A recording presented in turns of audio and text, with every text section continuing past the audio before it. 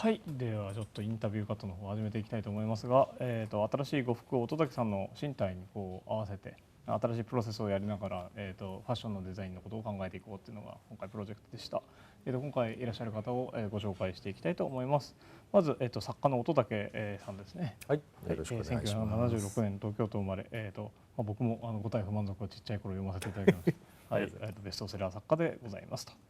で、はい、矢島孝之さん、株式会社大和代表、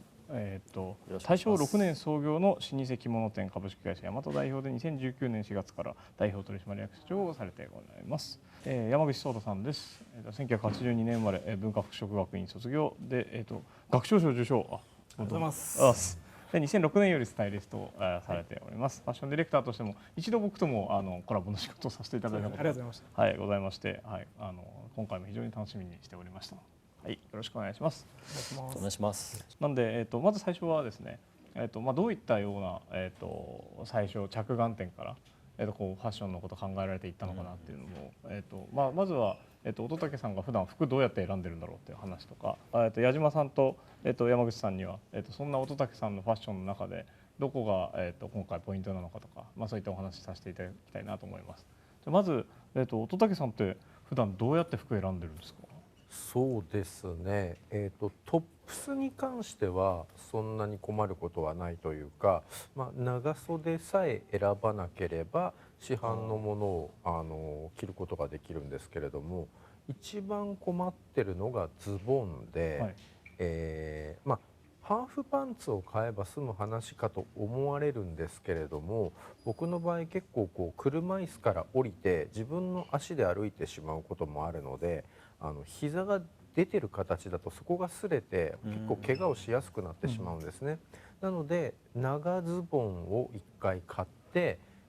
膝よりもやや長いぐらいの位置でバツンバツンと切ってしまって、で袋状に縫ってるんですね。じゃあ出ないようにもう袋になってる。はい。だから小学校ぐらいからもずっとそういう形にして、履いてるんですけれども、今まではずっと母がやってくれてたんですが、最近は時々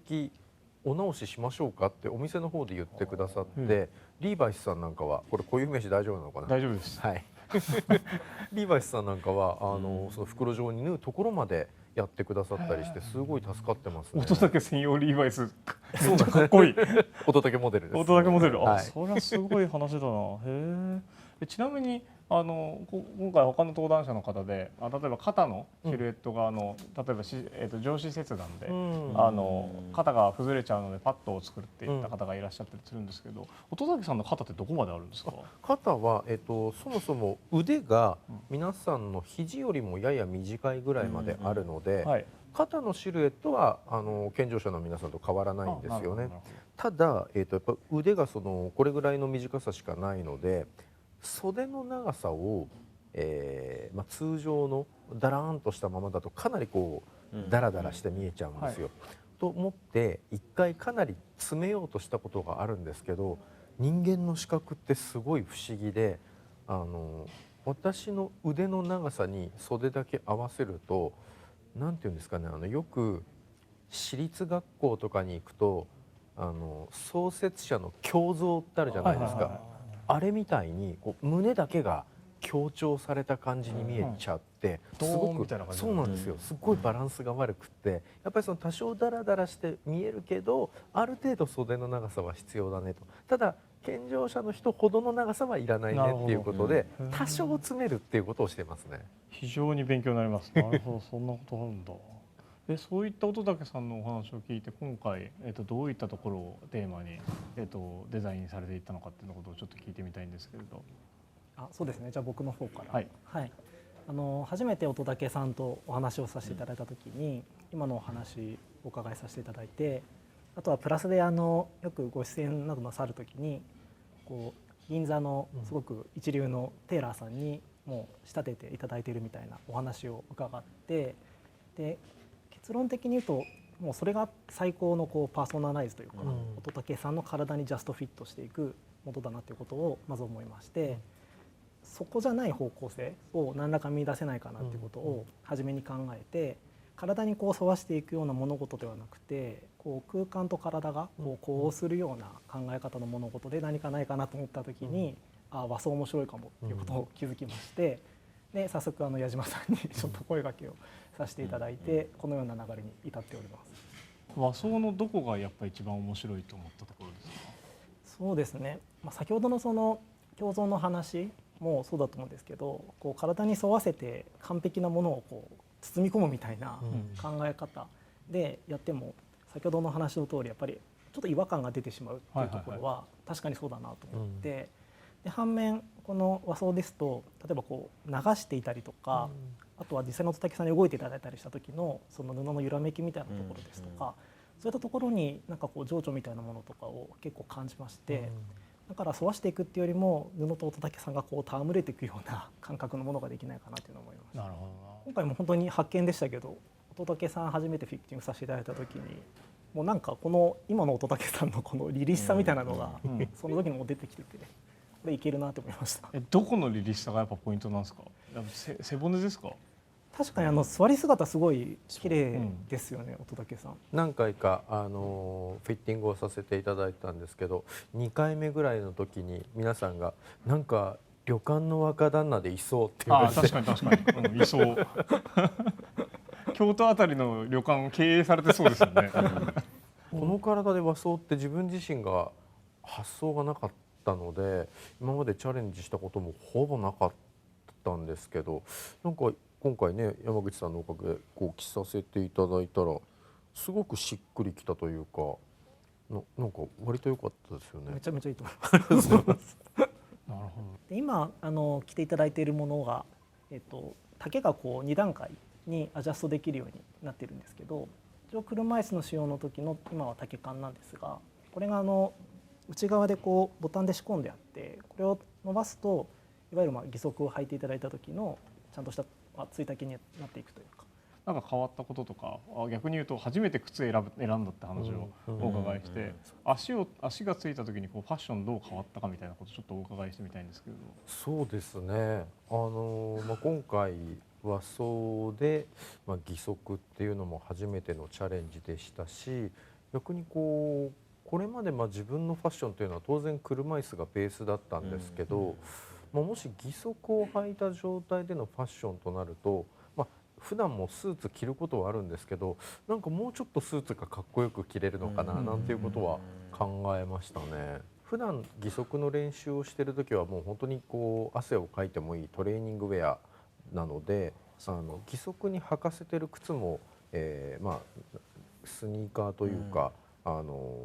運動靴なんですけど、今回は何を履いてねこの和装と合わせようかって言ってセッターがいいんじゃないかとかいろいろやってみる中で、人生で自分がセッターを履くことが訪れるなんて夢にも思ってなかったんで、それはすごく楽しみながらフィッティングやらせていただきましたね。そう初めてスニーカー選んだって言われた時に僕はやったって思ったんですけどセッターも選んじゃったらこれはもう完全に広がりました。広がってますね。なるほどな。でも大和さんとしても両手両足のない人間とコラボする日が来るとは。そうなんですよね。山口さんからこういう話を伺った時にどうしたら良いのかなと思っていて、ただ一つ大切にしなきゃいけないなと思ってるのが、今回のこのアイディアが、今後も使えることだと思っていて、しかもそれが健常者にも使える、全ての人になんか分け隔てなく使えることがすごい大事だと思っていて、なんか山口さんさっきおっしゃったように羽織の丈になっていますとか、そもそも着物の丈の長さを短くすることができる、アジャストできるっていう考え方って我々導入したことなかったので、障害者の方だけじゃなくて健常者にも使われて、なんか新たなファッションの可能性は非常に和装保守的なので、かなり可能性を感じたプロジェクトですね。ちなみに普段から和装されるような車椅子ユーザーの方っていらっしゃるんですかね。私が知る限りほとんどいなくて、そうですよね。で山口さんからこの話いただいた時に、僕が実は山口さんそれすごく興味がある話なんだって言ってて、実は昨年ですね、我々障害がある方にも車椅子の方にも着物も作り始めたんですね。っていうのが100年超えて、なんか健常者の方の着物しか考えなかったっていうことが非常にこれでよかったのかな。なるほどね。特にしかも日本の文化なので、はい、健常者も障害のある方も平等にというか、うん、みんな当たり前に感じていいわけで、であればなんかやりたいなって言って昨年実はそういうことを、広げていった最中でちょうどこの話が来て。なるほど。ちなみに、ファッションのポイントをもうちょっとディテール入れて説明されるとどんな感じですか？素材感に関してはいわゆるアウトドアなどで用いられるような合成化学繊維を 100% のものを用いて、汚れでしたりとか、あとは撥水みたいに水に対しての耐性ですとか、そういうのは強度を上げています。で従来は帯で締めるんですけど、今回は簡易的にベルトのような形で共布でベルトのようなものを作って、カチャッとアジャストできる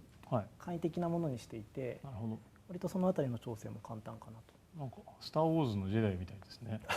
でも近いですね、非常に。はい。あとね、今お見せできないのが残念なんですけど、裏地がめちゃくちゃかっこいいんですよ。なんか僕の手元資料にはテクスチャーが来てるんですけど、こ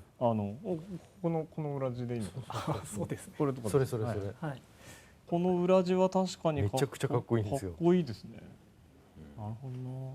な。そういった観点でいうと、身体のシルエットと服っていうのを、今後社会どうやって考えていったらいいのかっていうの、なんかお考えがありましたら。それでいうと、さっき矢島さんのお話をお聞きしててなるほどなと思ったのは、車椅子ユーザーだけじゃなくて、パニック障害の方にすぐ脱げるようなっていうのはすごい新鮮な視点だったんですよね。やっぱ改めて思ったのは、やっぱそれぞれの方々がもう全然違うっていう、それは身体的な話だけではなくて楽しみ方でしたり、そういったものが全然違うんだなってことに改めて気づいて、一人一人とちゃんと向き合いながら何かをしていくって当たり前のことなんですけど、なんかそれの大切さに本当に改めて気づかされたなっていうのを思いました。なんか障害者の方